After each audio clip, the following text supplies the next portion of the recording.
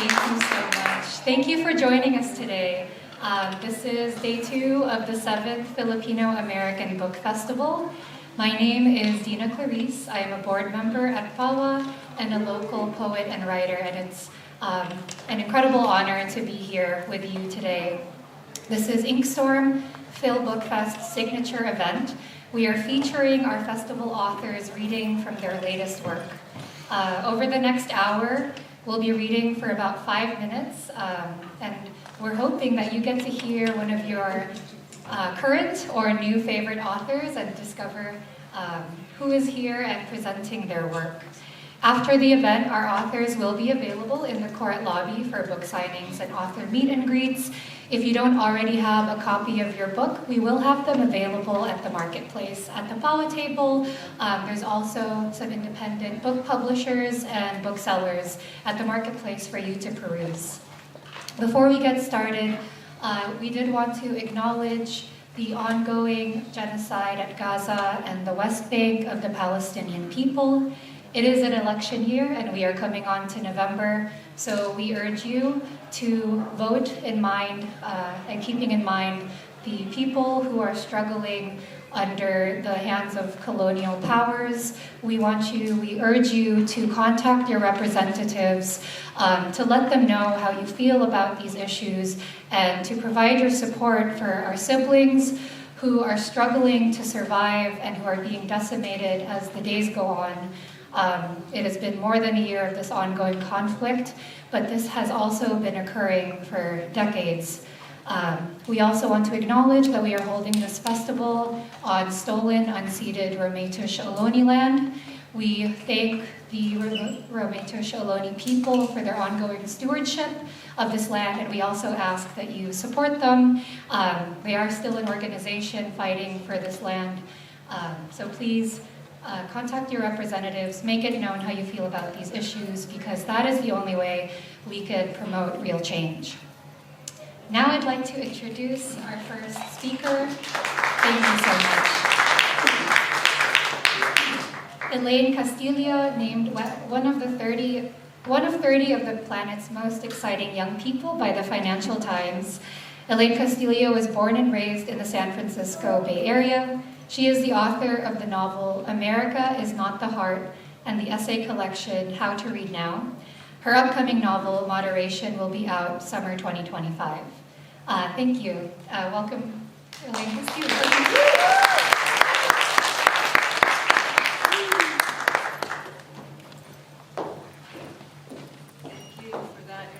I'm just going to very quickly give a content warning. Don't count this towards my 5 minutes. I know y'all are strict about that. Just that there will be quite difficult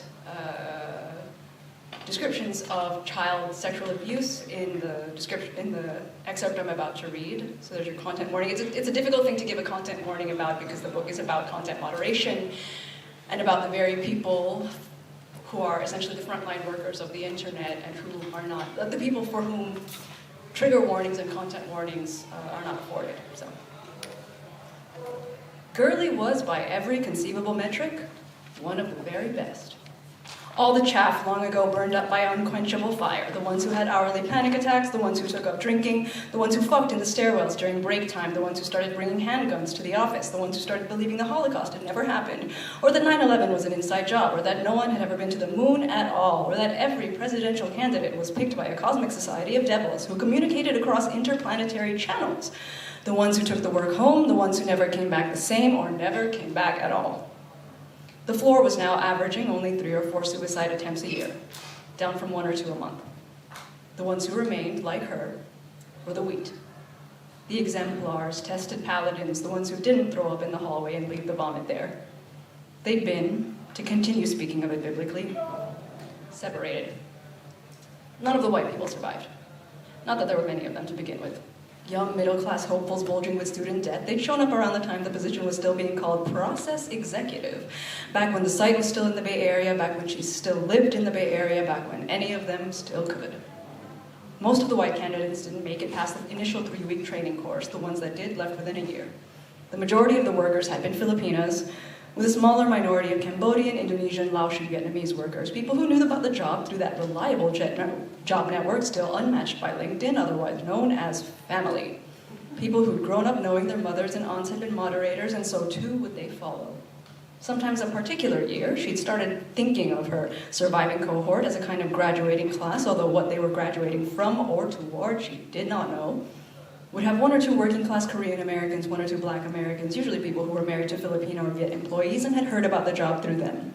Of the 200 or so who worked at the Vegas site, nearly all were women. Nearly all the women were Pinay.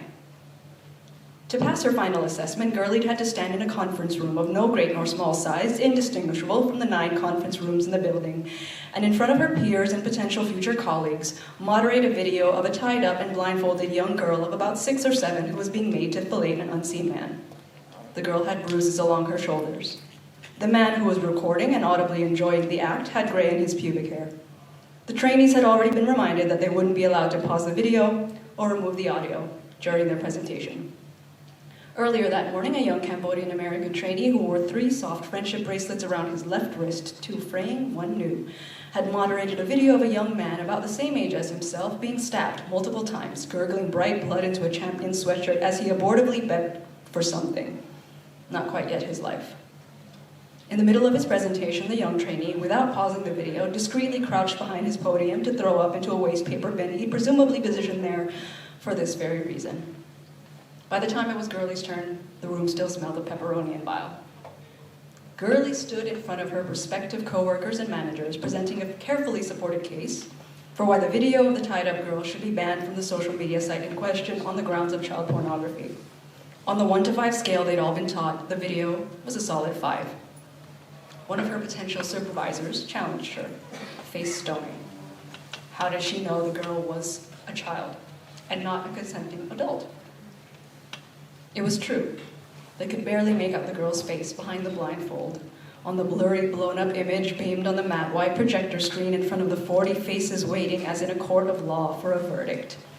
It was true. There were plenty of small-breasted, small-boned women in the world, Gurley among them. It was true. There were plenty of people who cried during sex or liked rough play of all descriptions. This was the real test of the moderator, in the end. Being able to sift through, again and again, each workday's 1,001 true things. This was the real work, behind the stabbings, the rapes, the paranoia, the conspiracy theories, the hate speech, the carved-out crater in the living world where belief had collapsed in on itself like an exploding star. Reaching into the wound with 2 clean fingers, pulling out the still steaming metal slug. "The socks," she said. Gurley asked for permission to rewind the video. Permission was granted. Then she aimed her laser pointer toward a corner of the frame where one of the girl's feet was barely visible. By this point, 4 women had left the room, 1 crying. The red light pinned to the girl's ankle and did not shake. The socks feature an illustration of a main character from the animated Disney film Frozen. Gurley continued. Judging from the scale of the TV remote control next to her leg, I would estimate a girl's size 3 or 4. Gurley got the job. So did the young man who threw up before her. He'd thrown up, but he hadn't paused the video. That was good enough. She was proud of herself, but knew she had no real reason to be. The hiring managers weren't all that picky in the beginning. Thank you.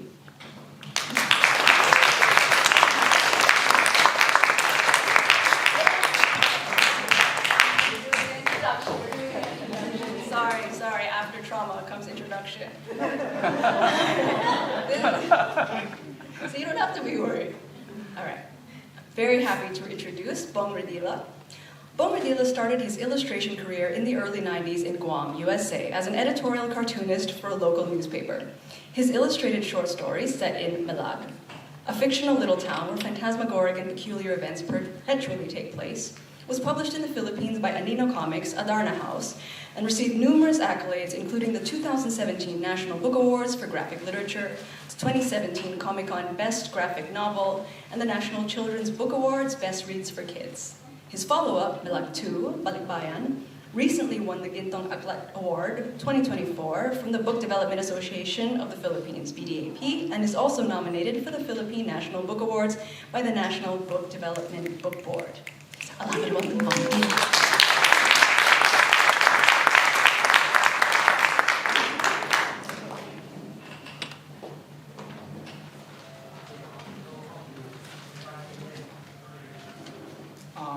Morning. Today I'm gonna read to you a wordless comics.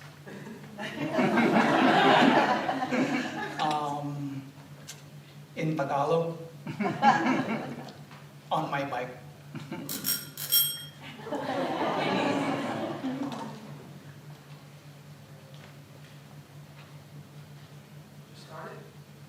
Yes, please. Thank you.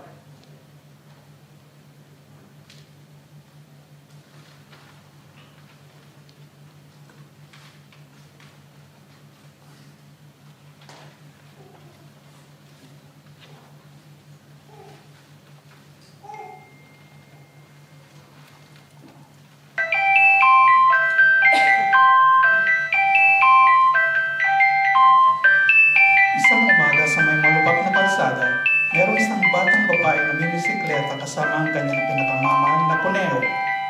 Sa di kalayuan, may motorsiklo na may pasahirong nagmamay-ari ng isang kaon. Medyo malubak ang daan. Kasamang palad, sabay ba namang tumilapon ang kuneo at ang kaon. Kawawang bata, ang kanyang kuneo ay tumalon-talon na lamang papalayo hanggang di na ito makita. Walang magawa ang batang babae kundi nagpasya na lamang siya ng magmagandang loob at habulin ang motorsiklo para may balik ang kahon.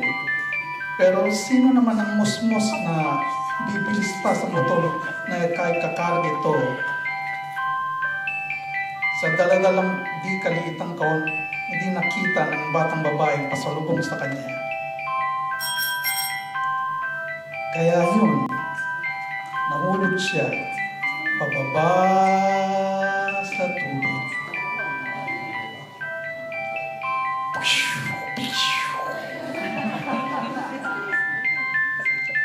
Pero huwag po kayong mabahala.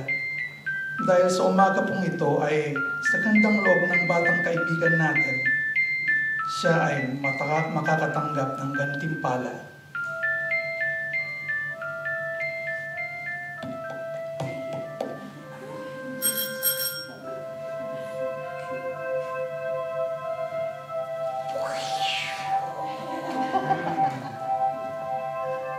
Sa di may paliwanag na kadahilanan, siya ay lumipad at patuloy sa pagsunod sa nagmamay-ari ng kahon.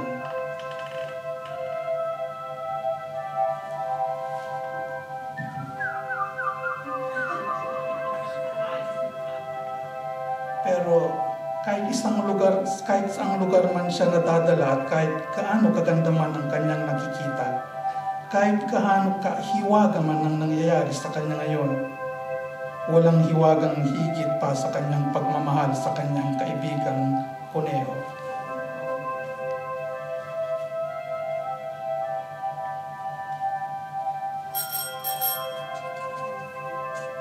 Nang umabot na siya sa may perya sa maliit na bayan ng Malag, unti-unti na siyang bumaba.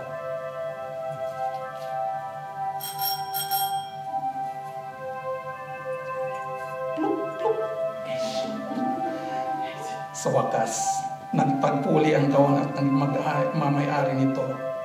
Nahulog po. Salamat. Tadhana na naman. Dahil sa gandang loob at kaibigan at kabaitan nito, hindi ka nito pababayaan. Tulad na lang ng ating kaibigan, dahil sa umagang ito sa may malubak na daan, natagpuan muli ng ating batang kaibigan ng kanyang nawawalang kaligayahan.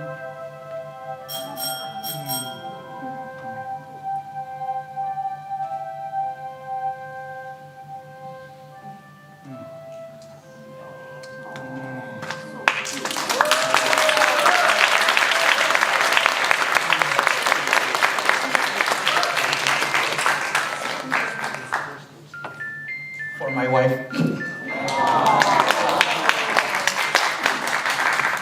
Thank you. It's an honor for me to introduce a dear friend of mine, a poet and a writer, Cynthia Buiza. Cynthia Buiza is the former executive director of California Immigrant Policy Center.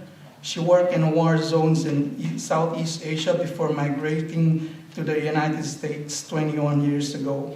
Her poems and essays have appeared in Tayo Magazine, West Trizzle Review, Magazine Halo Halo Review, Chopstick Alley, Marsh Hawk Press, the Philippine Daily Inquirer, Sunday Magazine, and various anthologies in the United States and the Philippines. In 2003, she co-authored a book called Anywhere But War, published by the Oxford University Press, the Jesuit Refugee Service. Her debut poetry collection, The Future is a Country I Do Not Live In, was released in Paloma Press in August 2022. She lives in Los Angeles. Ladies and gentlemen, Ms. Cynthia Buiza.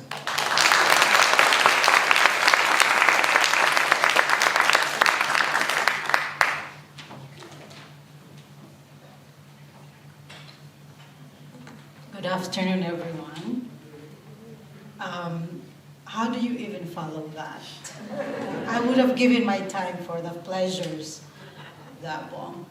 So, mindful of my 5 minutes, I'm going to read 3 very short poems from this collection, 2 from this and 1 in an upcoming manuscript that I'm working on. But before that, shout out to all the immigrant rights advocates in the room. Are you here?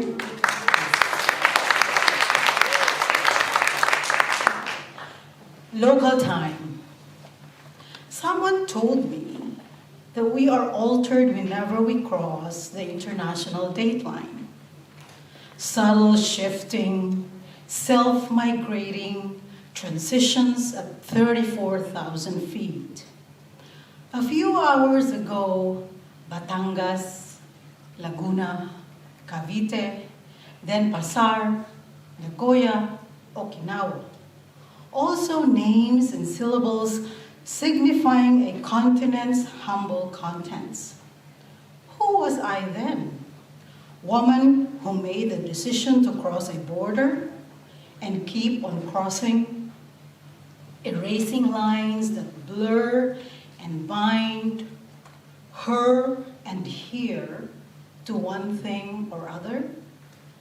Honolulu, Juneau, Seattle, Portland, San Francisco, passing through. A vessel containing, no longer bearing who? Woman who boarded but did not arrive. New and not new. In my heart's map, Caracaran, Rawis, Legazpi, Manila, you. Stars and loss and longing to. Lines I draw and redraw. Misty, out of focus woman coming through. The blue of distance for my mother. If you were alive today, Felisa, I would tell you how much I miss the rain in Rawis.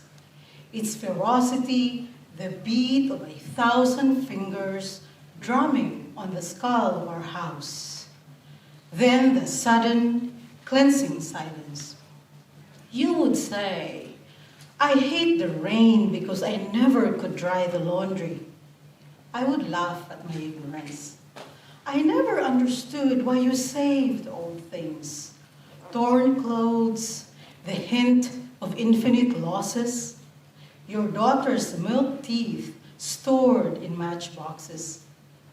Habit, not memory, is the problem, we agreed. And in this blue afternoon, 8,000 miles away from your grave, I remember. I scatter your ashes once more in this endless horizon, farther than the eyes can see. And I assent to the day. Last one. Song of the Spider Woman. It was the faint echo of nothing, Or was it nothingness that startled her? She looked up, certain the thread on which she is balanced shook. These are her days, an accumulation of silk and silt, all the better to diffuse the myths of the mighty weaver. No one really understands how fragile everything is. How else to countenance existence woven of slim threads?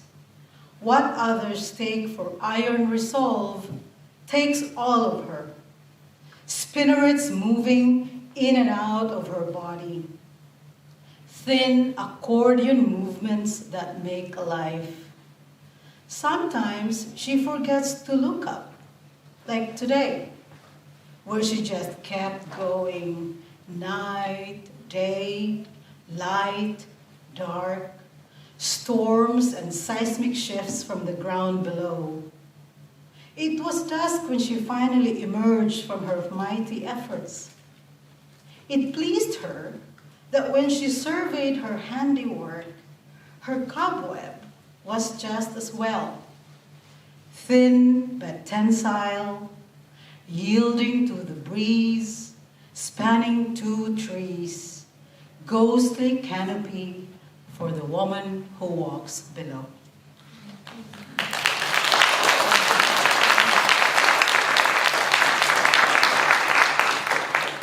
And I am introducing Dina Klarisse Dugar.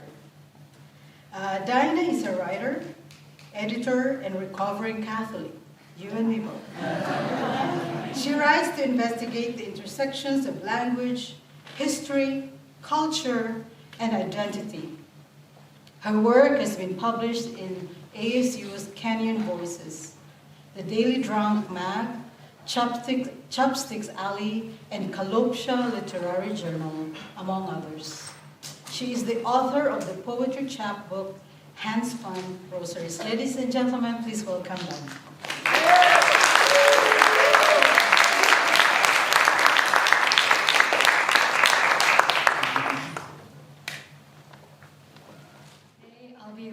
From my chapbook, Handspun Rosaries.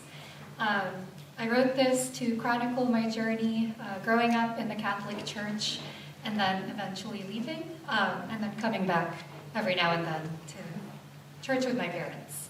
The first poem I'm reading is Tale of the Spider Girl after Marley Aluna. Sweet summer evening, calling just outside the doors, shut to keep the biting aircon air inside. I see you, little human, round-cheeked boredom, pretending to sing his praises when really you are thinking of the crisp freedom of 8 p.m., when the last prayers are prayed and the perfumed aunties mingle on holy grass. I've no words for these, the wandering brown eyes who search wooden beams to escape blessing and song, pinched by stone-faced mothers. Ouch, the lacquered talons. It is only your eyes that see me, tiny dot of existence outside their prayers. But I am here faithfully, winding down silken thread to sway in him. If only you could climb up and up and up to me, little one, littler than me in more ways than we know. Is your God also the God of spiders? And my brothers and sisters, squashed in the slippers and the brooms of those who confess gossip and gambling, but never of our demise, are we promised the dusty corners of your paradise? Sweet humans, harmonies in lipsticked and mustachioed mouths, I can sit and watch for centuries. And I have, little one, seen eyes like yours lingering in ceilings, spotting my fuzzy body, the twinkle of silver, my own miracle of creation. Keep whispering and eyeing the clock, praying for seconds to grow more limbs. I am eyeing the summer just outside. It's waiting. Thank you.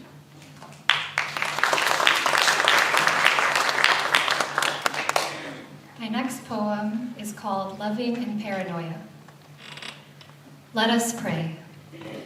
In love languages, I am fluent in worry, passed down from the fury in Ma's eyes when I stayed out at night, teetering between her safety and an endless void, hands splayed on either side of me. Saan ka pupunta? Ang dilim sa labas, ang layo mo, uwi ka na, mahal kita. I wish I had all the bubble wrap in the world to hold everyone dear and close, away from the evils of the out there. Embrace them to my heart when I know that the darkness is on the other side. Ang dilim sa labas, ang layo mo, uwi ka na, mahal kita. My grammar is paranoia, calling after bad dreams to make sure they who had fallen are upright. That the heartbreak we turn to for catharsis is still distant on screens. That the next breaking news remains parallel at worst. Ang layo mo, uwi ka na, mahal kita. I told myself I'd be fearless, jumping off ledges, cheering loved ones on as they too embraced the void. But I am stuck in panic's rosary, circling back to each person, negotiating with their God. Uwi ka na, mahal kita. Between each rib, I feel her words circling my bones, lingering as gravity pulls me to the ledge. Mahal kita.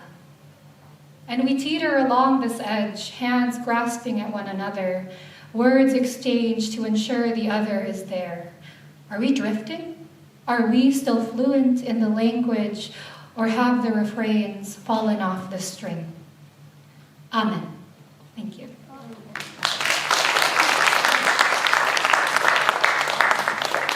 The last poem I'll read is dedicated to my parents, who are actually sitting in the audience over there.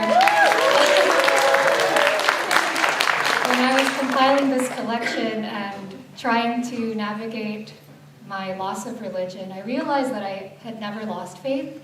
It just always resided in them. This is called Home is Where They Hold Me. Scratch that. You were my first American home. In this land and the one before, the one waiting in the after. You who sweated with pamaypay over my infant body, humming through brownout night. You who sat in night shift worn clothes at kitchen table, needle and thread in calloused fingers. Wonder strangers through midnights and mornings came home to our closed eyes. One-stitched metal parts through midnights and mornings came home to our closed eyes. 4 furrowed brows searching for peace in our sleep. 20 fingers holding us up against blinding California sunrise. We were always home in you. Arms and legs perched against rainstorm, feet wide on shaking ground. And when we lost more than I could ever remember, you swallowed tears and tired and dug another foundation and another. So throw the coins from your shoulders and shake the holy water from your pores. Each bad spirit scared and negotiated away from your terror and your tender. House blessings are infinite when my zip code is our name. I've prayed 1,000 rosaries and never spoke a single grace until I turned the corner and saw your lights, forever on and calling. Thank you.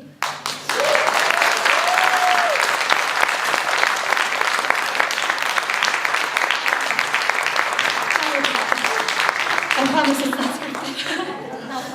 I'm very honored to welcome my dear friend, Teodoro. Also known as Teodoro, he is an environmentalist, internationalist, poet, and educator. With their new publisher, Versus Odds, they are debuting 2 books today: the poetic and graphic memoir Paper Trail of Freedom and Unmuted Echoes of Peace, written by 16-year-old Sarah Afana, who is currently surviving the genocide in Gaza.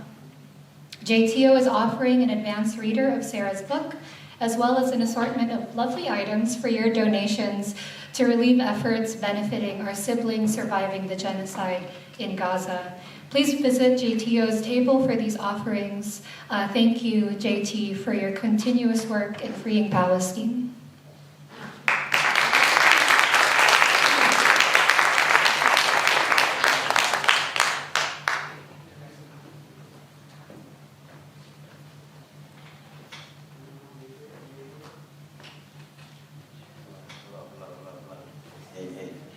Magandang tanghali sa inyong lahat. It's so beautiful to be in the space with you all. I just want to thank Dina Klarisse for that, and I want to thank all the authors who came before me and all the other authors that are going to read after me. I'm just going to rattle off some verses, and I'll read some poems from Sadaf on this advanced reader. I found a cause worth dedicating my labor to. Without a pause or hesitation, I continue. The slow process of genuine growing gratitude with royalties and loyalty and trust built on truth. I'm boundlessly thankful for this lifetime of a chance to find the greatest in myself to help my people advance. I've long identified the enemy, so I focus on friends who want to keep it on the real because life's too short to pretend. The ones I trust with who I am and my rawest stories told, who hear masterpieces unfold given the flaws in my flows, who spark the guiding light and coach where my clumsy heart can go. The eyes to my blind side so my vision can stay woke. Trials that I couldn't face, they help me carry the weight, so I can stand and fight, never learning lessons too late. In my bleakest junctures, they reinvigorated my faith. I can look back at life with pride, thinking those were the days. Is our comradeship in theory, or is it refined by practice? We each play pivotal parts to make up this apparatus. Sink or swim, we're all in. I'm a fixed equal in status. I'm all in. We're a fixed equal in status. May no infighting distract us, got greater foes to attack us. No bickering about little things, clarify with compassion. Courtesy can wear a little thin, never does understanding. Our differences can strengthen us and lighten our actions. Our unities make us a force unstoppable through all the madness. We're departing from a system entitled to our time. I'm deprioritizing people priming me the fall guy. I only knew how to fly, brilliance and endless supply. A voyage indivisible by another alibi. I saw her hold half the sky for us and never look back. From the lessons she kept sacred and taught me how to unpack. The heavens on our palms together now keep justice intact. Loving my confidants from our dawn until we fade to black. One love to all mountains and islands. A city kid adopts a Cordillera state of mind, an archipelago state of mind. Perhaps we can't rewind, but we can reach better times when we unite our tribes. Cause we're on the same journey, living different time zones. I'm sharpening my tools, so like you, I'm on the grindstone. To reach across our islands like our spirits form bridges. Synchronize our niches like we're 7,000 pieces of a whole. Release speech till the war machine deceases. May the message walk well like a true spirit of Jesus. I want to constellate the light to help you navigate. Like Pacific Islanders sail the seas night and day. Sometime we'll meet in Aotearoa, Guahan, and Tonga, Samoa, Fiji, and the Marshall Islands. We'll protect the oceans from end to end to Caribbean shores or reclaim from the ships of Norwegians till we federally recognize the Duwamish tribe. Till Palestinians par Koret of apartheid. I want to sing in Swahili and all African tongues. Know the songs by heart like I do American ones. One love to all mountains and islands. A city kid adopts a Cordillera state of mind, an archipelago state of mind. Perhaps we can't rewind, but we can reach better times when we unite our tribes. Thanks, everybody. Does this still work?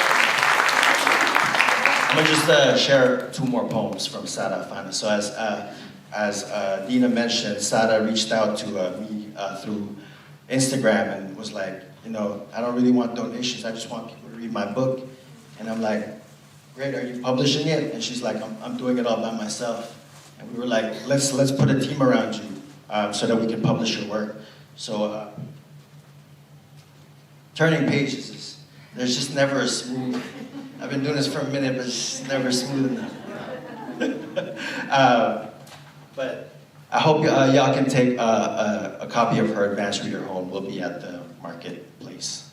Faces fade like morning mist. I kiss their faces for one last time.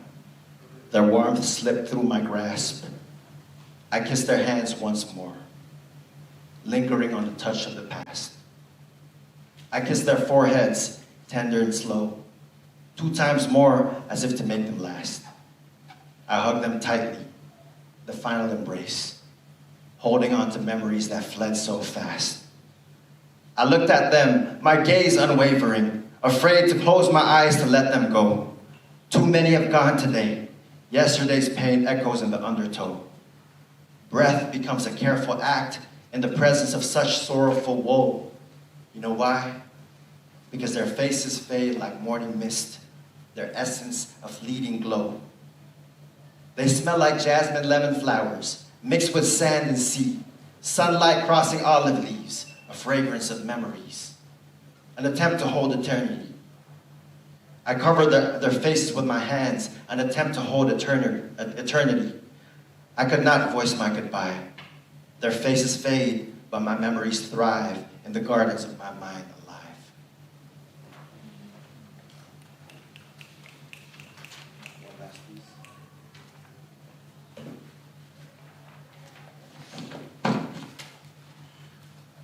Our time roots grow, green and wild, strong and resilient, unbent by the storm. Through thunder's roar and lightning strike, our time digs deep in this ancient soil, unyielding, firm in its form. Through fires that scorch and lands that weep, through the echoes of our ancestors' call, and as long as time spreads its vibrant green, and olive trees stand proud and tall, we will not fall.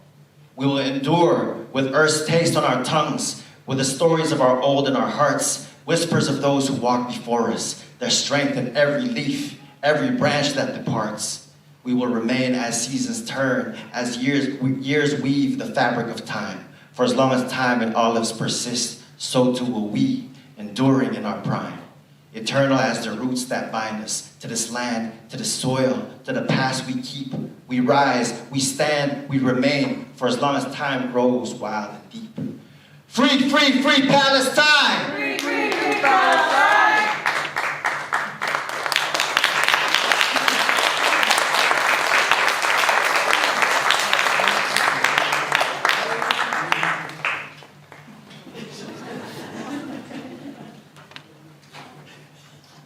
Hello. I'm very honored to introduce Shannon C.F. Rogers.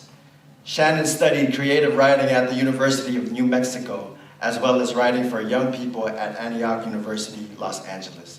Her debut novel, I'd Rather Burn Than Bloom, won the Asian Pacific American Award for Youth Literature in 2024. She lives in Brooklyn, New York. Yeah.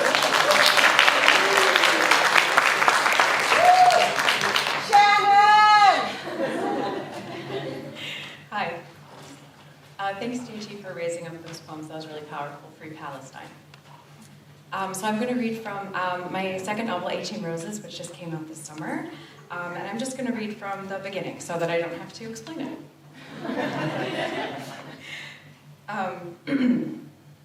Albuquerque is full of strip malls. It's mostly strip malls. A sparkling grid of malls. Ooh, I knocked something over. Please stand by. Your call is important to us. Technical difficulty. Okay. Okay, great.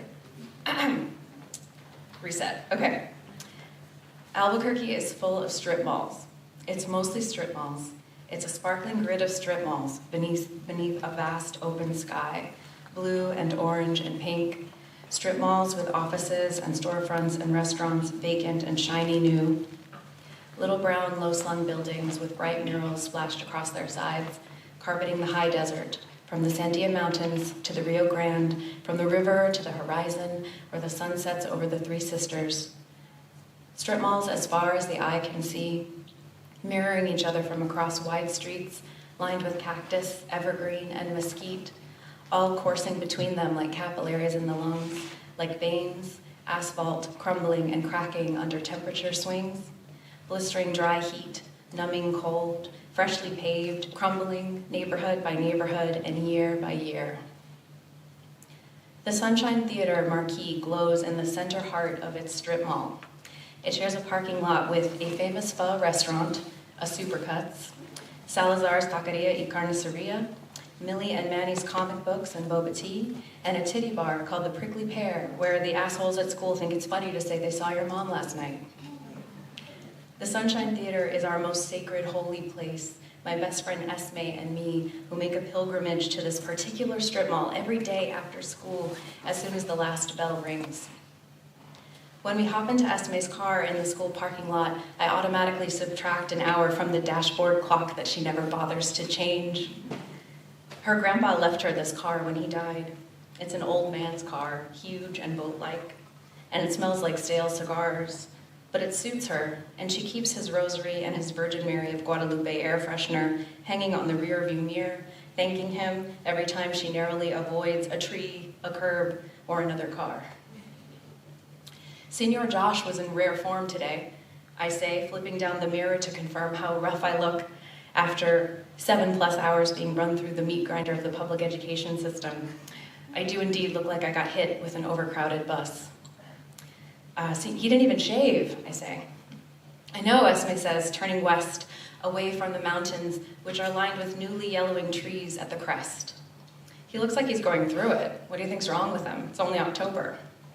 Our Spanish teacher is this white guy whose name is not Josh, but we think it's funny to call him Senor Josh because he looks like Josh from Blue's Clues if Josh from Blue's Clues was white. Which is funny because Josh from Blue's Clues is, of course, Filipino, like me, and Senor Josh at school is white, and Esme is Chicana, and her dad's side of the family has lived here in New Mexico before even it was called New Mexico. And there we are, in Spanish 1 together, because according to Esme, she's a no sabo kid, conjugating verbs from an extremely old textbook that includes vosotros, and every time we ask Senor Josh about vosotros, he says, don't worry about that column, you'll never use it. Which pisses off Esme. Because why does Senor Josh get to be the arbiter of what we will and will not use? But I said it's just one less column of verbs to worry about, which is fine with me. And anyway, I think he just meant it's like a Spain thing or an Argentina thing, and why bother? And Esme said, it was the you that pissed her off. It was the implication. It was the you'll never use it. And it's true that it's exhausting to spend your whole day trying to decode these little implications, which is why by the time 3 p.m. hits, I'm basically catatonic from the inane human interaction I've been subjected to at school, and I can't wait to sit in the darkness of the Sunshine Theater in my favorite strip mall and not say a word to anyone for at least 90 minutes. But since Esme's driving and I'm in her passenger seat, it's like it's her job to drive us to the sunshine, and it's my job to be the in-flight entertainment. Not that either one of us has ever been on a plane. If we ever do fly on a plane together, maybe we'll watch a movie instead. But until then, in her grandpa's car every day, I try to make Esme Mara's laugh. And when she laughs, it's like I've earned my spot in that seat somehow. I'll stop there.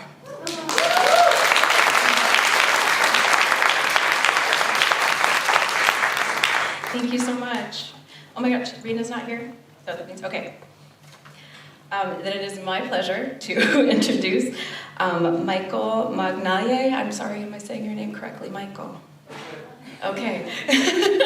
Michael is the author of La Vie en Pose, a fantasy memoir. He is a philanthropy professional at an international NGO, taught art studies at the University of the Philippines, and directed award-winning documentaries which were screened and broadcast worldwide.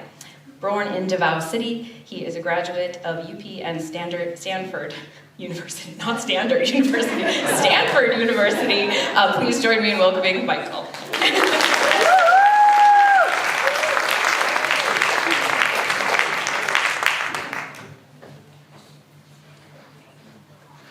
Good afternoon. It's so wonderful to be here. I have some slides.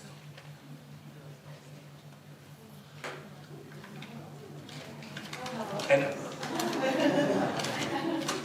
La Vie en Pose is a fantasy memoir told in 100 photographs of me in costume striking a pose around the world.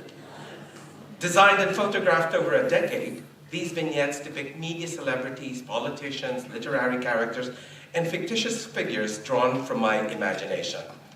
The collection offers satirical, often hilarious commentary on noteworthy personalities in pop culture, politics, and history, from Game of Thrones to Bridgerton, from Jackie Onassis to Kamala Harris.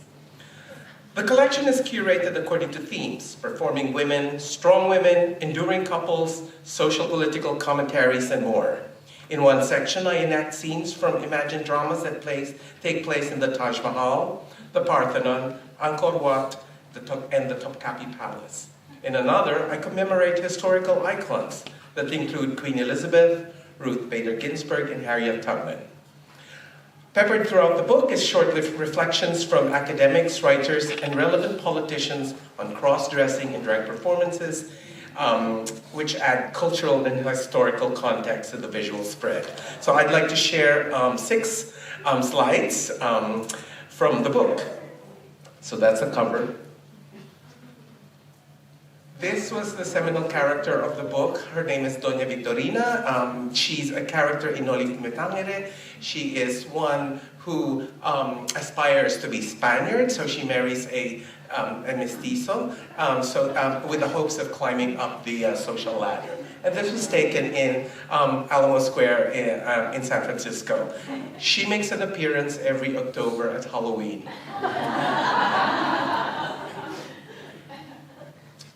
This was an appearance of Doña Victorina in October 2020. We were in the middle of a pandemic and the streets of San Francisco were empty. So I took the opportunity of a very rare moment in our history where there was no one in the streets. This was taken on a Sunday morning. I also have this penchant for having brown actors doing American colonial characters. So this is Scarlett O'Hara with my husband Roy, who is in the audience. Thank you, Roy, for being my enabler and my partner in crime. So this was taken in Savannah, Georgia, where we donned our Rhett Butler and Scarlett O'Hara outfits. And this was in December 2021. This was an homage to Little House on the Prairie. We were Laura and Charles Ingalls. And again, in the Philippines, it was very common for brown bodies to be emulating Shakespeare and Broadway musicals. So I figured this is an honor to honoring that tradition. This is in August 2020. And so I also have an homage to a few characters, political characters. There's a whole section on powerful women. And this was released in January 2020 when she became the first female vice president, inaugurated the first female vice president. And I hope to use her again in a few months. This is during COVID. If you recall, Donald Trump suggested Clorox was a good antidote to the COVID vaccine. So this is one. She's a Republican. She watches Fox News, and her name is Heidi Clorotini.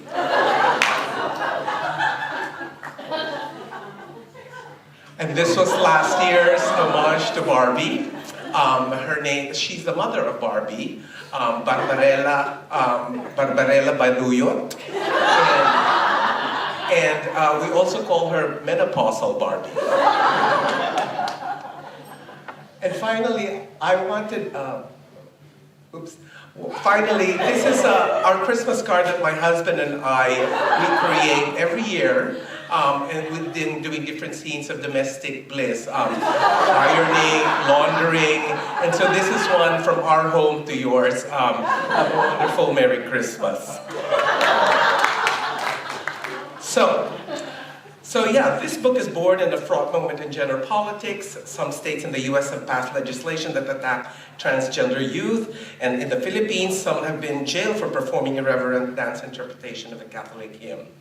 I would argue that cross-dressing and mimicry are strategies that drag queens, drag kings, non-binary performers, and gender benders employ to resist, challenge, navigate, and extricate themselves from systems imposed on traditional constructs. It is also a lot of fun. Thank you.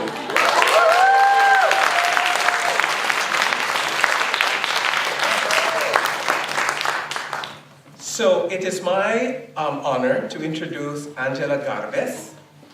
Angela Garbes is the author of 2 books, Essential Labor, which was called A Landmark and Lightning Storm, a gift that will be passed hand to hand for years by The New Yorker and Like a Mother. Her work has been featured on The Daily Show with Trevor Noah and NPR's Fresh Air.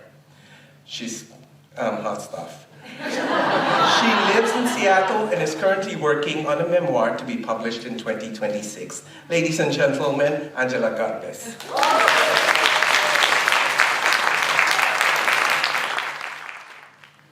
Speaking of hot stuff, I am going to read from this new memoir. Like Shannon just said, it's very much in progress. I think it's from the beginning, so I won't explain it because this is, I think, one of the central concepts that I'm going to hang the frame, the skeleton that I'll hang the flesh on. I've spent my whole life translating my experiences across language and culture. The Tagalog words my parents used at home into English. The English, my mother's second language, my father's third. Words they chose into the words I thought they might actually mean. American culture into ideas my parents might understand better. I translated my parents, their Filipino customs and cuisine, to the people in my rural Pennsylvania hometown. People who, hilariously to us, though we only laughed about this at home, called green peppers mangoes. I transposed myself and my first generation life into relatable experiences for my American friends.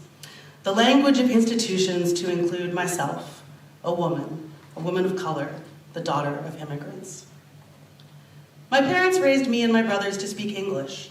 They spoke to us in English with bits of Tagalog woven into daily life and conversation.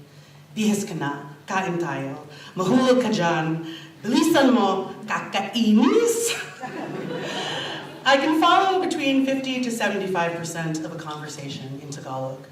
When I was still living at home, I understood when my parents were talking about me and everything they said. I attuned to their bodies, gestures, and tone. Communication, the essence, the gist of what is said, is more important than literal translation, right? I speak clumsy Spanish with people in my community and when I am in another country, and I know that I am mangling the conjugation of verbs, that I am misgendering nouns left and right. Yet people understand me, compliment my Spanish skills, which I find very generous and kind. We are all just doing our best to connect. In all my translating, I fear that I am making everything more complicated and unclear. How much empathy and tenderness has fallen into the fundamental communication gap between my parents and myself, a chasm that defines our relationship. Tagalog has always confounded me. When I learned Spanish in high school, I learned that there are two verbs for to be, ser and estar. One describes a permanent way of being, soy yo, I am me. Estar is a temporary way of being, estoy contenta, I am happy. Even as an 8th grader, I cherished the distinction. It made so much sense. There is who I am, and there is how I am feeling, which changes all the time. And why I change, of course, fundamentally, I will always be me. I was startled to learn that in Tagalog, a language colonized and changed by Spanish, and that shares many of its words, there is no verb for to be. Masama ako is literally bad me, meaning I am bad. The state of being is implied. We don't bother with the distinction of being bad by nature or by circumstance. So where does that leave me?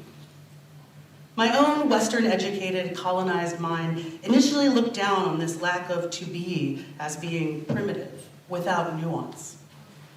As a middle-aged adult, I no longer judge, but I continue to be confused.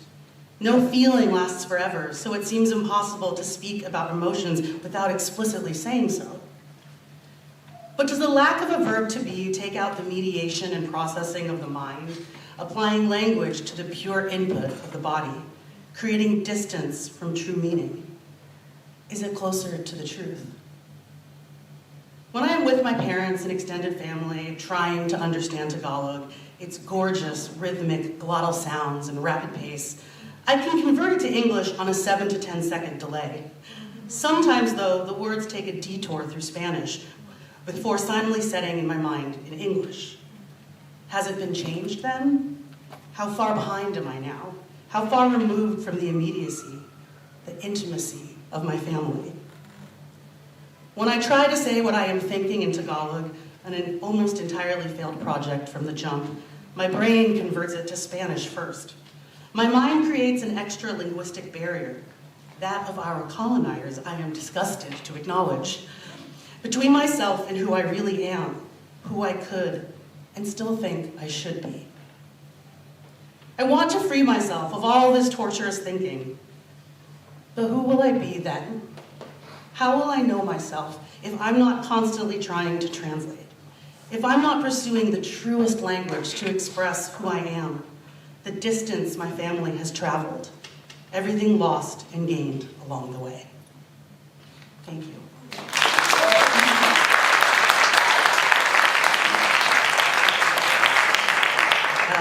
It is my absolute pleasure and honor to introduce Janice Sapigao and Justin Rovillos Monson.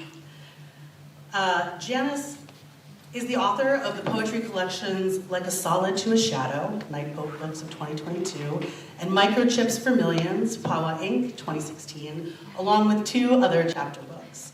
She was a visiting scholar at the Newberry Library in Chicago, Illinois, an AWP writer-to-writer mentee in fiction, the 2021 Santa Clara County Poet Laureate, and a poet laureate of... Okay. All right.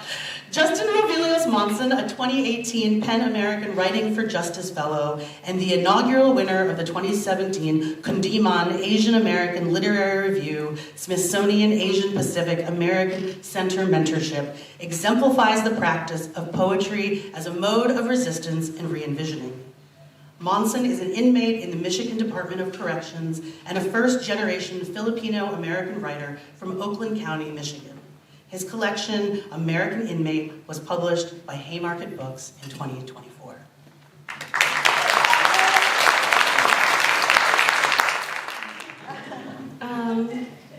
You're going to hear a polyvocal recording of Justin Rovillos Monson reading a poem from his book, American Inmate, which I found in the marketplace, so you can get it there.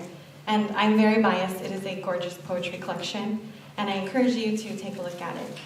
What I will be playing for you comes from a payphone, and then a cell phone, and then a laptop, and there might be a blip in the recording, but I do believe that his overall meanings still come through. Justin Rovillos Monson was not able to be here today, and soon you will understand why.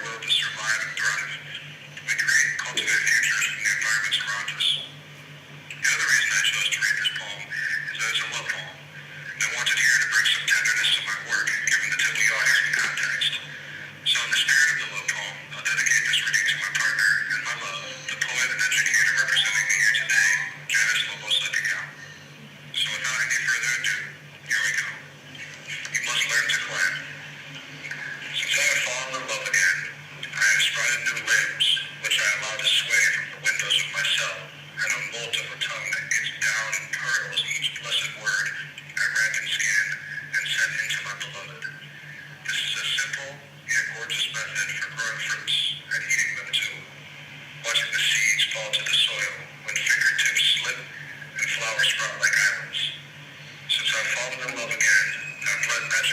world which holds me, and cipher the story I've been given. While resting upon a blade of grass, I noticed volumes on volumes of books scattered all around me. I stole them all. I thieved each syllable as trees towered around me. I bartered broken prayers for rainwater, and laughed when told to bow toward the setting sun.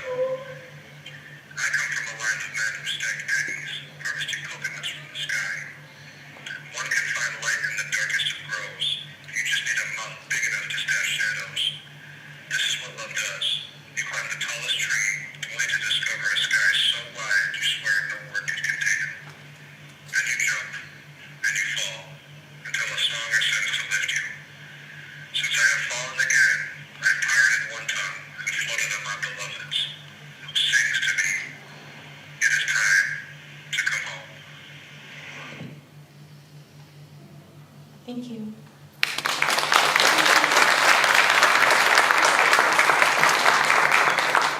It's very easy to forget that I have another task.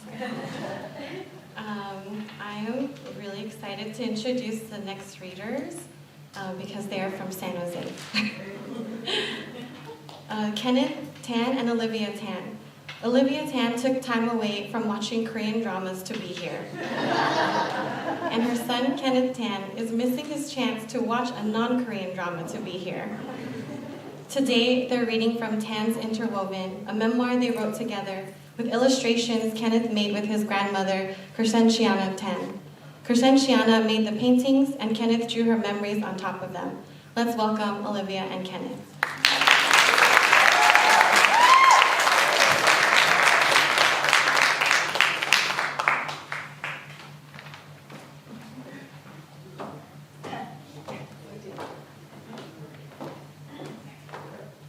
I think there's a visual. Hi, everybody. There is a visual, I think, maybe?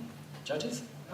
No? Oh, too bad. Well, we're here today to read from our book, Tan's Interwoven, and we're reading a chapter called Hunger.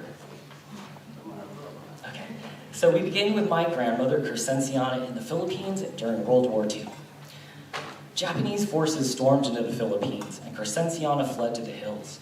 She traveled under the cover of night, and by the time she reached the base of the hills, the sun was just peeking above the horizon.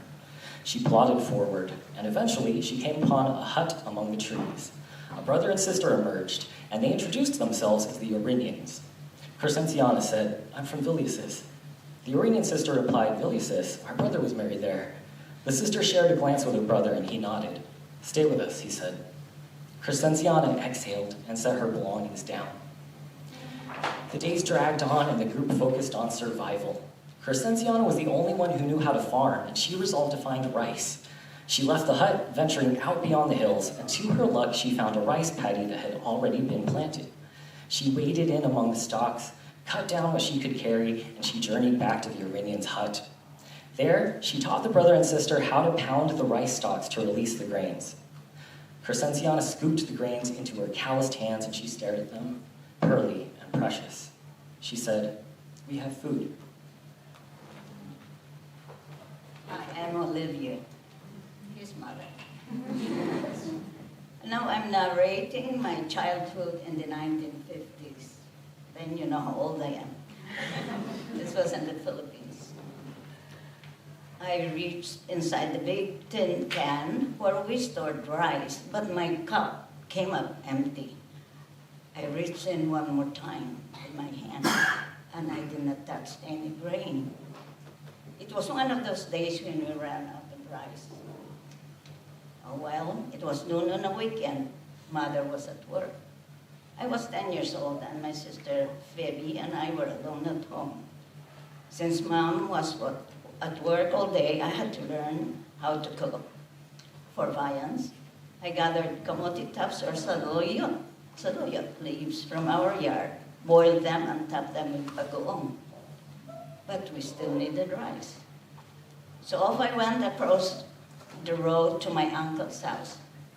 But instead of giving us rice, Uncle asked Phoebe and me to eat with him and his family.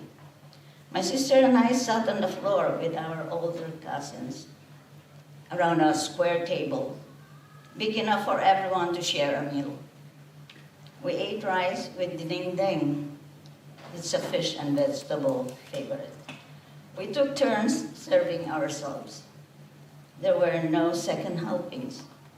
We had small bowls made from coconut shells, and we ate with our hands. Our extended family looked after us. In one way or another, my sister and I did not starve at the same time. We did not eat until we could not eat anymore. We ate just enough to sate our hunger, but we were nourished with caring and love. All right, so now we fast forward to California in the 1990s, and this is me speaking. Thanks to Mom and Lola, I have never known hunger. I've only ever known bawang. Bawang is food you package and carry with you to eat later, and if that sounds to you like I just described takeout, you're not wrong. Over the years, my family has brought our fair share of bawang home from restaurants. If we were having lunch at Olive Garden on a Sunday after church and someone didn't make it through every stop of their tour of Italy, then we would bawang that tour and sightsee those leftovers at dinner. And dinner, in turn, became lunch the next day. I learned to this as early as first grade. Every morning, Lola would say, "Drink your milk, you have bawang." Then I would grab the lunchbox that Mom had packed for me and head out the door. One day in first grade, I sat down at a picnic table to eat lunch with my friends. When I placed my lunchbox in front of me, it thumped. I reached inside it and I extracted a yellow plastic tub of "I can't believe it's not butter." I thought, I'm about to eat margarine for lunch. I looked around the table and kids were unpacking their Lunchables and biting into Oscar Mayer bologna sandwiches.